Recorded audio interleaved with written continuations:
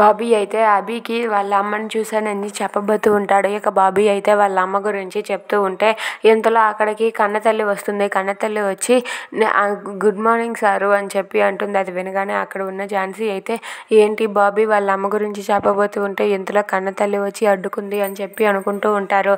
ఇక బాబీ అయితే ఇలా చెప్పబోతూ ఉంటే ఇంతలో కన్నతల్లి అయితే బాబు ఏంది బాబు స్కూల్కి టైం అయిపోతున్నది కదేటి, నువ్వు ఇంకా స్నానం చేయలేదేంటి, రా బాబు చేయించేస్తాను అని చెప్పి అంటుంది. అది వినగానే అభి అయితే కన్నతల్లి నువ్వు వెళ్ళి బ్రేక్ఫాస్ట్ రెడీ చెయ్యు, నేను బాబీకి స్నానం నేను చేస్తానులే అని చెప్పి అంటూ ఉంటాడు. అది వినగానే అక్కడ ఉన్న బాబీ అయితే అలా చూస్తూ ఉంటాడు.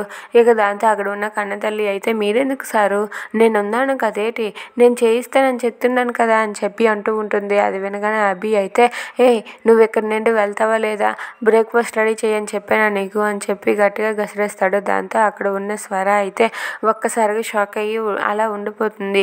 ఇక కన్నతల్లి అయితే సరే మేడం సరే సార్ అని చెప్పి అక్కడి నుండి అయితే వెళ్తూ ఉంటుంది. ఇక తను అక్కడి నుండి వెళ్ళిపోయాక అభి అయితే ఇప్పుడు చెప్పు బాబాయ్ అమ్మ గురించి ఏదో చెప్తున్నావు అని చెప్పి అంటూ ఉంటాడు.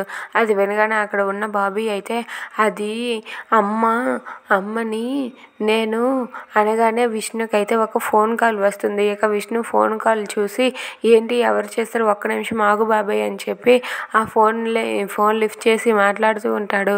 హలో విష్ణు, విష్ణు వినిపించడం లేదా, ఒక్క నిమిషం విష్ణు బయటకు వస్తానని చెప్పి బాబాయ్ ఉండు ఇప్పుడే వెళ్ళొస్తానని చెప్పి అభి అయితే బయటకు వెళ్ళిపోతాడు.